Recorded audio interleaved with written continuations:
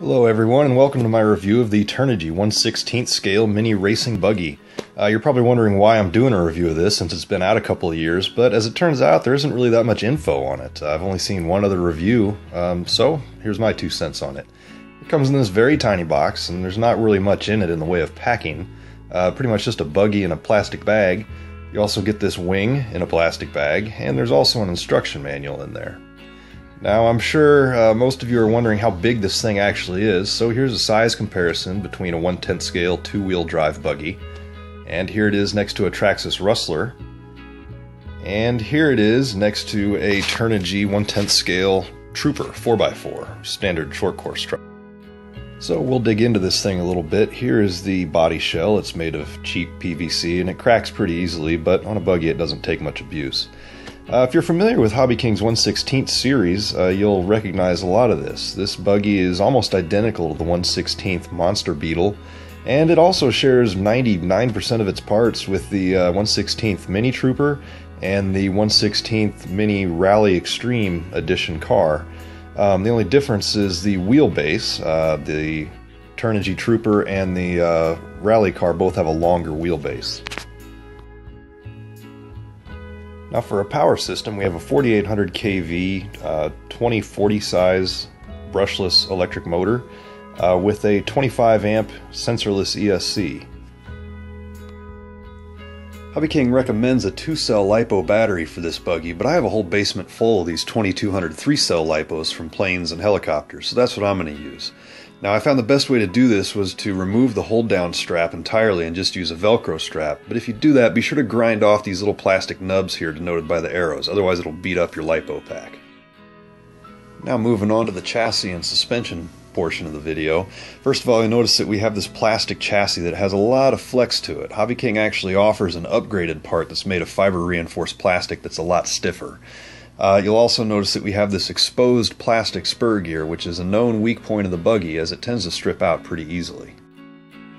Now moving on to the shocks, you get plastic bodied, threaded shocks front and rear, which actually work really well. I don't know what oil is in them from the factory, but I haven't had any need to take it out and replace it yet because it's actually damped really well. Almost everything on this buggy is adjustable, including down travel limiting screws, which is unusual for a buggy of this scale and price. About the only thing that's not adjustable is caster. You actually get sway bars front and rear, and you also get adjustable camber links front and rear. So there's a lot of adjustment on this cheap buggy. Now, just a couple more things to check before we go drive this thing. Number one is the slipper clutch, which is this little metal piece here attached to the spur gear. You're going to want to make sure that's not locked up. Mine was. Number two, the spur gear and the motor shaft are not quite parallel with each other. So what you do is you add these two little washers here. That squares them up and will make your spur gear last a lot longer. Now we can go drive the thing. Oh man, this thing is a hoot on 3S. It is a little rocket. Just fair warning, this is totally stock gearing on a 3S battery and it was not designed for that. It was hot, even after this little 10-second video clip. So if you're going to run it on 3S, you've got to take some precautions. So here it is with a slightly smaller 12-tooth spur gear, and I've limited the throttle endpoint adjustment down to about 40%. Now this configuration, although a little bit slower, still has plenty of pep, and the motor and ESC are going to survive for quite a while longer. Now it still gets warm, maybe a little hot, but it's livable. As far as driving the thing, it's a blast. It gets a little squirrely in the gravel because the suspension just doesn't really have enough travel. But in the grass, the 4-wheel drive does a surprisingly good job. This same grass here gives my 2-wheel drive 10th scale buggies just a real fit trying to get through it. And this little 16th scale thing with 4-wheel drive just powers right through it, so it makes a pretty good basher. But I didn't buy this to be a basher, I bought it to be a racer, so let's go to the track. Now the first thing you're probably going to notice about this video is that there are really a lot of cut points for editing, and that's because I had a real bear of a time trying to get some clean laps with this buggy. It is such a challenge to drive. Now this is the stock setup. The only thing I've adjusted here is the camber to make it symmetrical left to right out of the box. These are stock tires, stock shock oil, stock everything.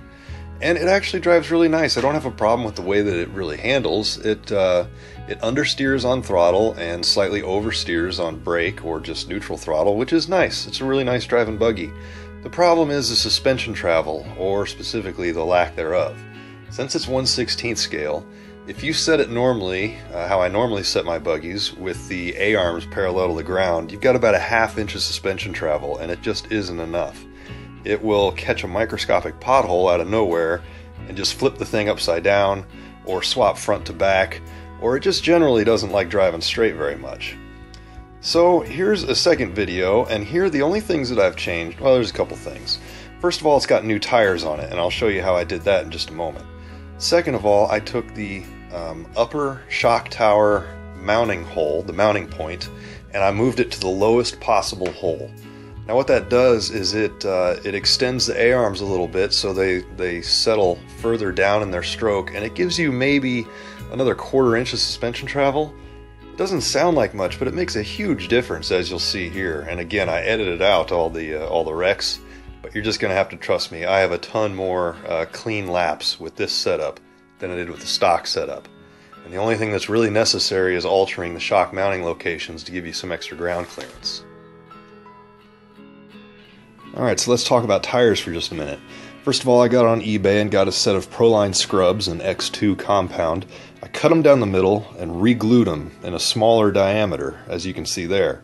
If you take your time and do it right, it actually turns out pretty nice. I've had no durability problems with these. You're definitely going to want to practice on an old set of tires first, though, because I definitely screwed up the first set that I did. The front tires on this buggy are 2-wheel drive front 1/10 scale buggy tires. The rears are 4-wheel drive front 1/10 scale buggy tires. So they're both front tires. Some are just wider than others. And as you can see here, the results are pretty good. Traction is decent. The stock tires actually weren't that terrible. Well, they were that terrible. They don't really have any foam in them, and they're kind of hard. But on a buggy this size, it doesn't really seem to make much of a difference. The thing has such a huge tire-to-car size ratio that there's plenty of surface contact, and with 4-wheel drive you've got extra traction anyways. So it handled pretty well with the stock tires, but there's always room for improvement. Now, as you can see here, adding the tires did make somewhat of a difference, even if it wasn't entirely necessary. This is basically an all-stock buggy running on 3S still, with new tires, and I haven't really done anything else to the suspension besides adjust the camber. So it runs and handles really well. I'm keeping up with the 1/10 stuff here.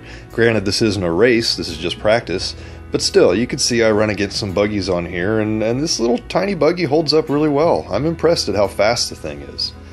Now, let's talk about durability. In my time with this buggy, I've had 2 incidences. The first was a stripped spur gear, which I already went over that at the beginning of the video. It is a known soft spot. I think HobbyKing sells them for like $1, so as soon as they're in stock, just buy a dozen of them and you'll be set on spur gears for a while. The other thing that I had is I had a camber link pop out of its end link. At first I thought it was broke, but it turns out it just popped out, so I screwed it back in. It wasn't even stripped. It's been holding up fine ever since. The body and the rear wing has gotten a little bit beat up and cracked, but it's still holding together really well. I know if you check the forums, you're going to see how frail this buggy is, and a lot of people have problems with them, especially that spur gear. I'm convinced that most of that is not checking it beforehand. It is soft, it is a weak point, but there's things you can do to keep it from becoming a problem. If it really becomes a problem for you, there's a guy on eBay that sells steel aftermarket gears for it, so you can put one of those on and never have any trouble again. Now, after handling everything that I've just talked about, the tires, the ground clearance, the spur gears, all that, you're still left with a buggy that is very difficult to drive. Between the short wheelbase and its tiny size, this thing is an instant crash course in mid-air throttle control. If you so much as breathe on the throttle while it's jumping, you're either doing a front flip or a back flip. It is really difficult to keep at a level attitude in mid-flight. Even going around corners too, again, the short wheelbase really creates some problems. It loves to swap ends on you. If I were to do this all over again, I think the longer wheelbase of the 1/16th Mini Trooper or the 1/16th Rally Extreme Edition would probably be something that I would seriously look at instead of the buggy. I think the longer wheelbase would solve most of those handling problems. Now, whether we call them handling problems or just quirks of the design, I really like this buggy. It's fast, it's fun, mine has been reasonably durable despite some reports to the contrary online. It just is a great value for money, and that's the last thing that we need to talk about here, is value. At the time of this video, the almost ready to run version of this car, which comes with everything you need except a radio and a battery, was $75. Now you compare that to its competition, specifically from Losi, it's not even in the same ballpark. You can buy 3 of these for the price of one of those mini Losis. So the value on this thing is simply through the roof.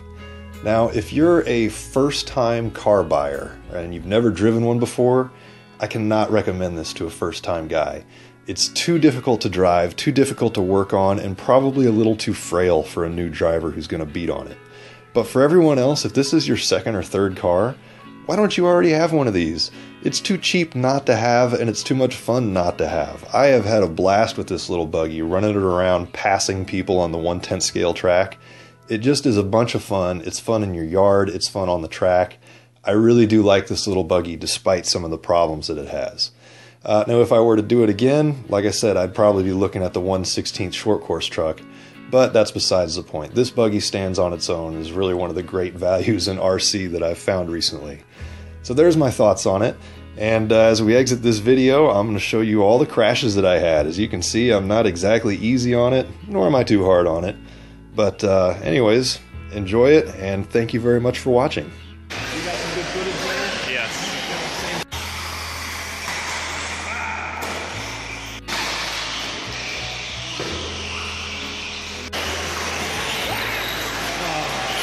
The high corner, because that was pretty awesome. Oh! Holy cow, that was so good.